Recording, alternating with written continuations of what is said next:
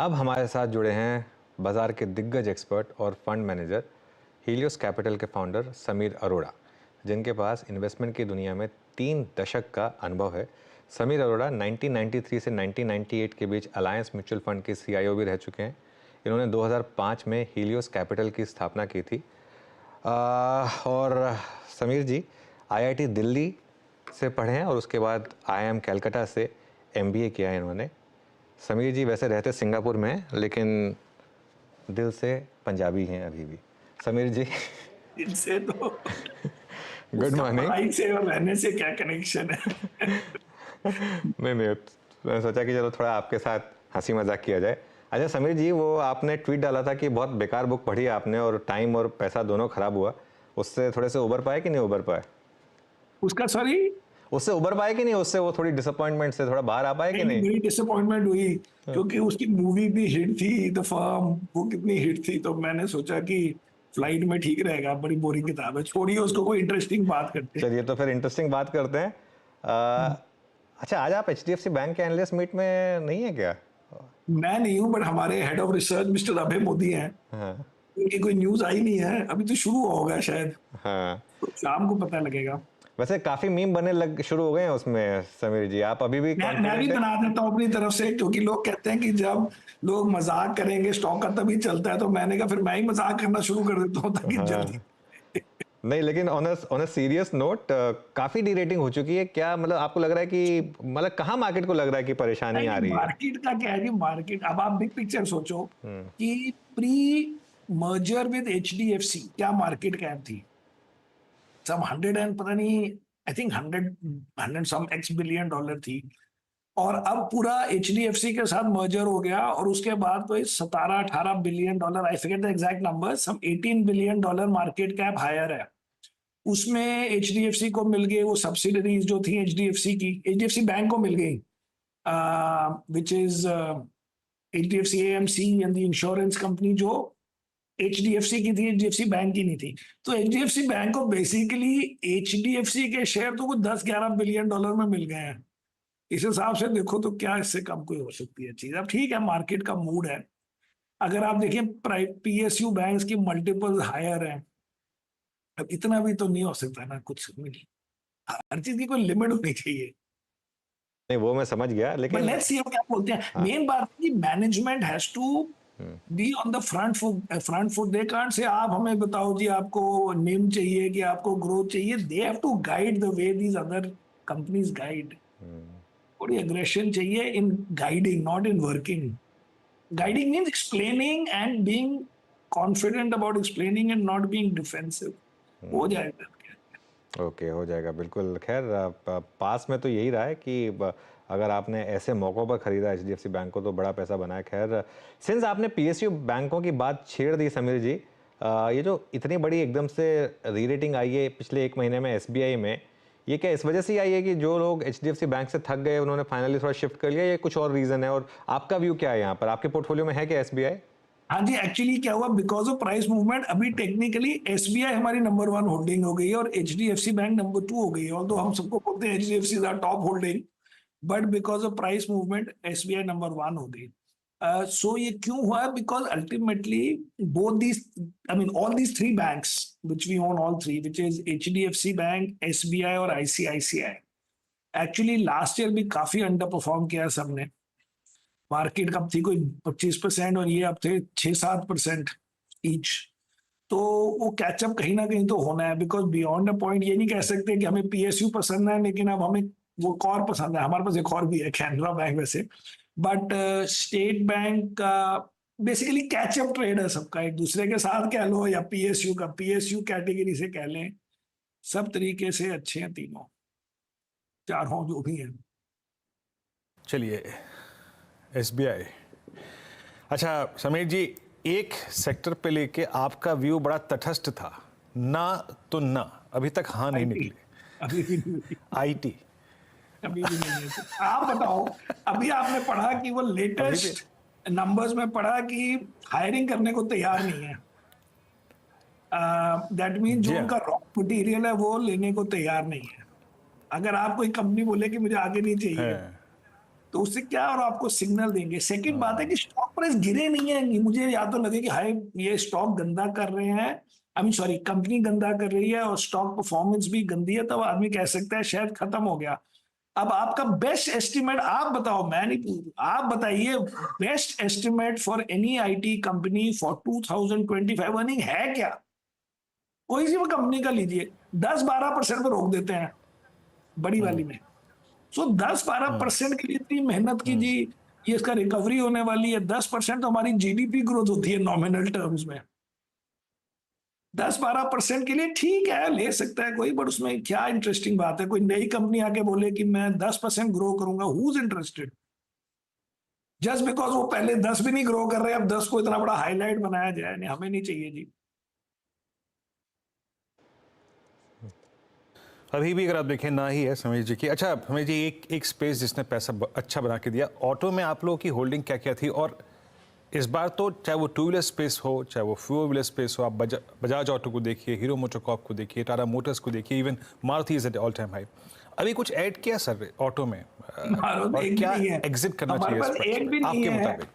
हमारे पास, तो एक भी स्टॉक नहीं है इनमें से, और हमने फिर हाँ। भी इंडेक्स को अच्छी तरह आउट परफॉर्म कर दिया। और मोस्टली म्यूचुअल फंड में आप देखें तो कंपेटिटर्स को कर दिया without owning any of this, because हमारा रूल अलग है जी।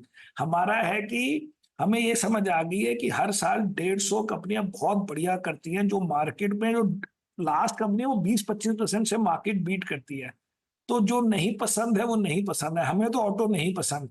अब आप देखिए कि मैं ये क्या कई सालों से बोल रहा हूँ कि जो ईवी में जो इन्वेस्टमेंट है वो कंप्लीट मर्डर ऑफ मनी है, वो वेस्ट ऑफ मनी है।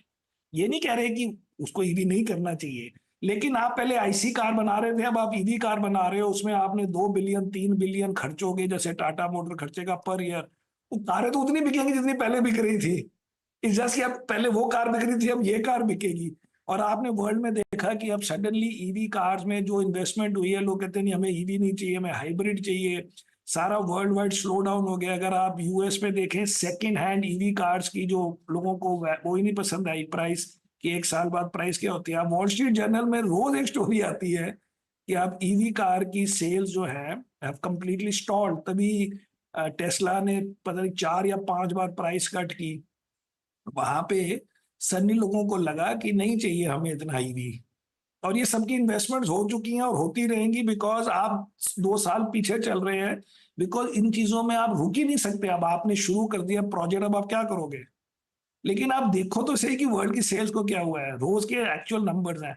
उसके बाद आप मार्केट कैप देखें, वोक्सवागन का आर्टिकल आया था कि वोक्सवागन की अगर सब्सिडरी की वैल्यू ली जाए तो नेगेटिव वैल्यू पे ट्रेड हो रही है, नेगेटिव पी पे।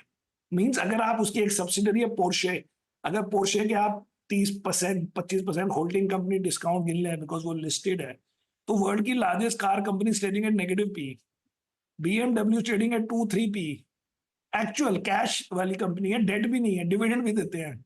आप देखो तो सी वर्ल्ड में हम अपने सपनों में रहते हैं, क्योंकि हमारे यहाँ वो कंपनी 10 पी में चलती है और हमारी मार्केट 30 पी में चलती है। लेकिन ये बाकी बिजनेसेस की तरह नहीं है, ये एक्चुअली ग्लोबल बिजनेसेस है।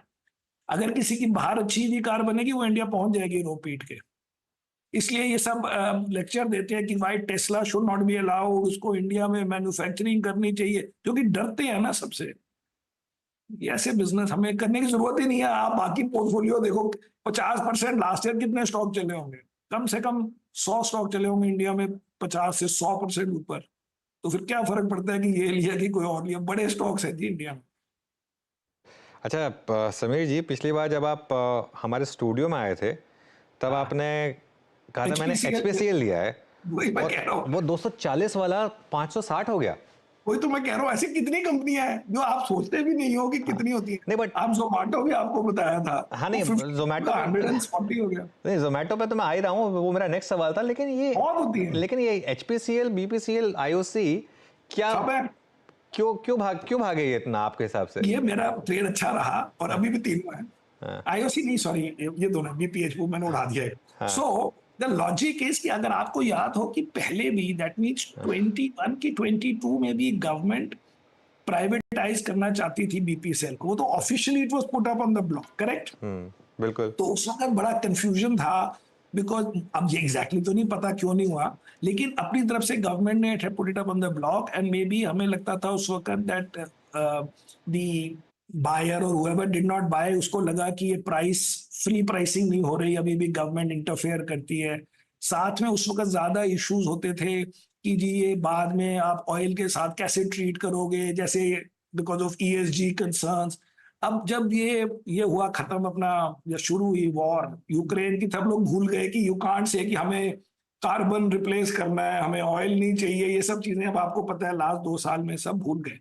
अब इलेक्शन बड़े क्लोज हैं, लेकिन कोई किसी ने ऑयल एंड गैस कंपनियों और मतलब इन कंपनियों को नहीं बोला, डिस्ट्रीब्यूशन कंपनीज को, कि आप प्राइस कट करो इलेक्शन से पहले, ये करो वो करो, कुछ नहीं हुआ। तो इससे अब लोगों को लग रहा है करेक्टली कि एक्चुअली उनको फ्रीडम मिली है, नंबर 1। सेकेंडली, अगर आप पहले, जब इतना क्लियर नहीं था कि हम रिफॉर्म करना चाहते हैं, इतना क्लियर नहीं था कि हम PSUs को वैल्यू मैक्सिमाइज करना चाहते हैं या डाइवेस्ट करना चाहते हैं या प्राइवेटाइज करना चाहते हैं, उस समय भी आप BPCL को बेचने को तैयार थे, which was in this round of the government, not कोई पुरानी स्टोरी। तो ये सबको मद्देनजर रखते हुए हमने फिर ये सब शेयर लिया। ओके, अच्छा बिल्कुल। अब नेक्स्ट आते हैं जोमेटो पर। जोमेटो ने क्लियरली एक समझा कि लिस्टेड मार्केट अलग तरीके से काम करती है, वो ये आपकी वो प्राइवेट मार्केट नहीं है, ठीक है। उसका मार्केट ने रिवॉर्ड भी दिया इनको। अभी भी रखे हुए हैं आप इसको? बिल्कुल जी। अब क्या हुआ कि पहले स्टोरी थी खाली फूड डिलीवरी की and being a good corporate citizen, जब उस वक्त मैंने आपको बताया होगा 50s में कि मैंने लिए हैं, तब स्टोरी थी कि उन्होंने उस दिन आई थिंक पता नहीं जो भी क्वार्टर था उसमें उन्होंने अनाउंस किया था कि अब हम दूसरी लॉस मेकिंग कंपनीज में इन्वेस्ट नहीं करेंगे, और अब हम ब्लिंकिट में पता नहीं कितने 700 की 900 करोड़ से ज्यादा इन्वेस्ट नहीं करेंगे, and so on and so fourth. तो उस वक्त ये स्टोरी थी। अब स्टोरी ये है कि food delivery of course successful हो गए और उनका मार्केट शेयर भी बेटर हो गया स्विगी से। एंड नाउ स्विगी का भी मैंने आपको बताया था आई थिंक अपनी तरफ से कि स्विगी जब पब्लिक जाएगा या जाने की कोशिश करेगा, तो हमारी मार्केट के लोग सोचते थे कि अब स्विगी, इसलिए कंपटीशन ज्यादा हो जाएगा। मैंने कहा कि जब तक वो लिस्ट नहीं होता, it has to listen to what Zomato does, क्योंकि जब तक जोमाटो का शेयर नहीं चलेगा तो आप स्विगी पब्लिक जा ही नहीं सकता। ये तो ब्लैक एंड सिंपल, इसमें कोई PhD की जरूरत ही नहीं है कि आप लिस्टेड कंपनी की वैल्यूएशन से अनलिस्टेड कंपनी की लिस्टिंग होगी। तो वो इसलिए वो बैक ऑफ हो गए और उन्होंने अपना ये प्लेटफॉर्म फी बढ़ा दिया, ये कर दिया वो कर दिया, and in the mean time Blinkit चल गया। और अब ब्लिंकिट की भी आप पोटेंशियल बनाएं कि उसकी थ्योरेटिकली वैल्यू बढ़ी है, तो घूम फिर के ठीक है, लेकिन अब उस टाइप के रिटर्न तो नहीं आएंगे, बट ठीक है हमारे पास। कहने का मतलब है हर वक्त चल रहे होते हैं स्टॉक। ये कहानी है कि हम ये नहीं लेते, हम वो नहीं लेते, हम वो नहीं करते, हम तो जो नहीं लेते वो नहीं लेते, लेकिन बाकी भी बहुत चीजें होती हैं, अगर उसमें से 5-6 मिल जाए तो जो मिस हुए हैं वो बराबर हो जाता है। तो अगर जैसे हम कहें कि हमारे ऑटो नहीं लिया for whatever reason, right और wrong, it doesn't matter beyond a point. Exactly sir, और आप ये कन्विक्शन के साथ इसलिए भी कह सकते हैं क्योंकि जितनों पे बात हुई अब तक वो सब चले। अब SBI आपका चल गया, आपका OMCs चल गई, आपका जोमेटो चल गया, ये एक होटल स्टॉक भी था सर आपके पास। हमारा पेटीएम नहीं चला, होटल चल गए, पेटीएम नहीं चला। नहीं तो हाँ, होटल ये सर इस बार मतलब मेरे को याद है अच्छी तरीके से, अनुज और मैं थे प्रोग्राम में, बजट के बाद हमने डिस्कशन किया था क्लोजिंग में। उस वक्त इंडियन होटल्स का भाव था करीब करीब 318 का। इस प्राइस पे आउटलुक क्या है सर 538 पे? और कोई और होटल स्टॉक जोड़ा है क्या? होटल स्टॉक नहीं, ये 2 ही है हमारे पास, लेमन ट्री और ये पुराना ही है। लेमन ट्री भी कोई 50-60 रुपए पता नहीं कब से है, नया कोई नहीं जोड़ा। होटल और कोई नहीं जोड़ा, ये 2 ही है, बट दोनों ओके, रखे हुए हैं। होटल्स में अगर आप देखें यही 2 ऐड करके चल रहे हैं अभी तक। हाँ, क्योंकि क्या होता है कि हमें कोई भी चीज ओवर नहीं करनी है। हम 35-40 स्टॉक्स चाहते हैं जिसमें एक स्टॉक में, अनलेस ये HDFC बैंक टाइप स्टॉक है या स्टेट बैंक जो 7-8% है, हमारे अलग अलग स्टॉक 3-4% के होते हैं हमारी तरफ से। अब वो बढ़ के 5 हो जाए ठीक है, वो 6 हो जाएगा, हम उसको ट्रिम कर देंगे। हमें रोज रात को नेटफ्लिक्स देखना है, हमें रात को ये नहीं चाहिए कि हाई पता नहीं क्या हो गया आज, ये हो गया, हमें कुछ नहीं चाहिए, हम शांति की जिंदगी चाहते हैं। वो होती है कि आप 3-4% का एक स्टॉक हो, 2-4 स्टॉक थोड़े ज्यादा वेट के हैं, और अगर कोई बढ़ रहा है तो उसको ट्रिम कर दो, और कोई बहुत गिर गया है तो डिपेंडिंग ऑन द सिचुएशन थोड़ा सा और खरीद लो या ना खरीदो, depending on what it is, and that is how you can see me smiling every day. Sameer, रोज शाम को नेटफ्लिक्स देखते हैं आप? मेरा मतलब है फिलोसॉफी के लिए लिटरली नहीं, बट यस। क्योंकि नेटफ्लिक्स में क्या होता है, 2 चीजें चाहिए होती है। पहले 1 घंटा चाहिए होता प्रोग्राम ढूंढने के लिए, कौन सा देखे, तब तक कहते हैं चलो कल देखेंगे इसको। एग्जैक्टली। हाँ बिल्कुल वही। टाइम चाहिए पहले सर्च करने। अब स्टॉक्स की तरह है, पहले आप स्टॉक ढूंढते हो 2-4-5 दिन फिर मिलता है ना, ऐसे थोड़ा कि रोज हाँ वो ढूंढना पड़ता है, नेटफ्लिक्स में काफी कंटेंट इतना होता है नेटफ्लिक्स अभी। हाँ नहीं, अच्छा ठीक। अच्छा एक सेकंड, आपने बोला कि आपका पेटीएम नहीं चला, वो समझ में आया, लेकिन आप अभी बने हुए हैं या फिर निकल रहे हैं इस जी बिल्कुल ठीक है स्टोरी। उसमें उसमें obviously there is a loss of business. हाँ let's say it is worth 30%, let's say. हाँ सो 30% मीन्स आप जैन एंड की प्राइस में 30% डिस्काउंट कर दो, 40% कर दो। उस वक्त आई थिंक 600 एंड समथिंग थी प्राइस। सो आप 30% उसका लॉस ले लो, बाकी में क्या आप कह सकते हो, बंद थोड़ा कर दिया किसी ने कंपनी को। पहले आप देखिए कि जो बाकी पेमेंट कंपनीज हैं उसमें भी बैंक नहीं होते। ये सुना कि हर पेमेंट कंपनी के पास बैंक है अपना, फोन पे का अपना बैंक थोड़ी ना है। इन्होंने एक्स्ट्रा करके बैंक भी लेने की कोशिश की या बनाने की कोशिश की, चलो वो फेल हो गया, उसमें जो प्लस माइनस होगा उसके जो एक्स्ट्रा प्रॉफिट थे वो गए, क्योंकि आपने वॉलेट का लाइसेंस गिव अप कर दिया थिंकिंग कि आपके पास बैंक को मिल गया है। तो वो अब 300-400 करोड़ का लॉस हो जाएगा। लॉस मीन्स रिलेटिव टू से हैविंग इट। तो दैट इज 1/4, आप 25% कम कर दो स्टॉक प्राइस। अब आप कहो कि उन्हें केवाईसी नहीं किया, केवाईसी आप बुलाओ, 20-20 हजार रुपए की वॉलेट है, और केवाईसी होती है, लेकिन अगर आप कोविड में आपके बंदे आए, डीमॉन में बंदे आए, उसमें आपने थोड़ी केवाईसी नहीं की तो बैंक बंद होना है बिग डील, बट अब हो गया, अब क्या कर सकते हैं। So you move on in life, but it is not worth कि हमें निकाल दो ताकि कोई हमारे देख ना ले कि हमारे पास शेयर है, फिर वो कहेंगे क्यों लिया। ऐसे नहीं हम डरते किसी से। ओके, ये मेरे ख्याल से आज की बाइट ऑफ द मॉर्निंग मानूंगा मैं, क्योंकि एक थोड़ी सी कॉन्ट्रा अप्रोच है यहाँ पर समीर जी की तरफ से, कि अभी भी यहाँ पर उनके हिसाब से स्टोरी एकदम इंटैक्ट है, तो उसमें बने रहेंगे। इंटैक्ट नहीं है, इंटैक्ट नहीं है, बट 30%, 40% तो 30% तो सपोज वेस्ट हो गया, लॉस हो हाँ हाँ हाँ गया, लॉस ऑफ अपॉर्चुनिटी या पोटेंशियल। तो intact is a strong word, but अगर 3-3.5 बिलियन डॉलर की कंपनी में $1 बिलियन कैश हो, और एक और कंपनी हो फोन पे जिसके पास भी बैंक नहीं है अपना, और उसकी market value actual third party, क्योंकि नॉट जस्ट वॉलमार्ट, उसकी वैल्यू 12 बिलियन, ये मुझे थोड़ा नाजायज लगता है। बिकॉज अगर पेटीएम का स्टॉक रियली गिर जाए और गिर जाए, तो प्लीज नोट कि 5 साल तक एक भी फिनटेक पब्लिक नहीं जा सकता। ये तो simple rules of thumb, rules of life होते हैं, once in a while violate हो जाते हैं, लेकिन जब तक लिस्टेड कंपनी नहीं चलेगी, तो आप सोचो कि 50 कंपनियों का अगर कोई प्लान है, 15 उनमें से पब्लिक होंगी और 15 टेक ओवर होंगी एक दूसरे से, एक भी नहीं हो सकती चीज।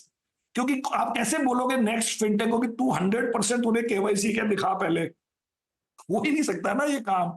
या तू 100% दिखा कि तेरा कोई वायलेशन नहीं है सिमिलर टू दैट, तो वो तो पूरा पूरा स्टॉल हो जाए। तो इसलिए रियलिटी में क्या होता है कि हर कंपनी में किसी में कुछ इशू आता है, किसी में कुछ होता है, वो फ्रॉड नहीं हुआ, कोई कस्टमर का लॉस नहीं हुआ, कोई जो आपने कहा कि मनी लॉन्ड्रिंग हुई है या केवाईसी हुआ है, उसमें आपने ब्लैक एंड व्हाइट में 100 आदमी पकड़े नहीं कि उन्होंने कोई ऐसी बड़ी चोरी की है जिससे आदमी की मॉरल कॉन्शियस शेक हो जाए, या लगे कि टॉप मैनेजमेंट अपने आप मिली हुई थी और कुछ हो रहा था, then it is different. Otherwise every company, आप देखो रोज किसी बैंक अकाउंट में पता लगता है कि किसी ने वहां पैसे भेज दिए, किसी ने दुबई भेज दिए। That is the nature of this business.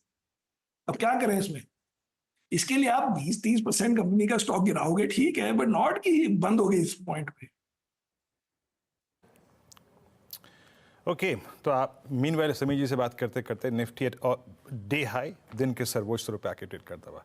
अच्छा, हम आपकी शोध, आपकी रिसर्च समझने की कोशिश कर रहे हैं समीर जी। नेटफ्लिक्स पे ताज़ा तरीन कंटेंट क्या देखा, लास्ट क्या देखा था जो सबसे ज़्यादा इंप्रेस करके गया आपको?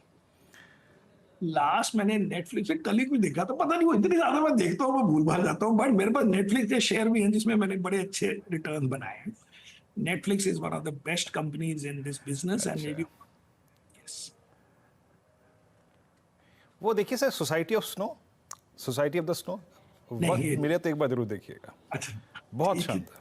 नहीं, कभी वक्त मिले देखिएगा. 1972 एक प्लेन क्रैश था, उसके बारे में प्लेन बोलते क्रैश, हैं. हाँ. सीरीज है, बहुत शानदार. हाँ, बहुत शानदार, बहुत शानदार. और मैं काफ़ी समय से इंतज़ार कर रहा था. खैर अनुज, बातचीत करते करते निफ्टी एट डे हाई 22093. अनुज, चलिए समीर जी, आपका बहुत बहुत शुक्रिया आज हमारे Thank साथ जुड़ने के लिए, और हैव अ गुड डे. और बहुत अच्छा लगा आज आपसे बात करके एज यूजुअल.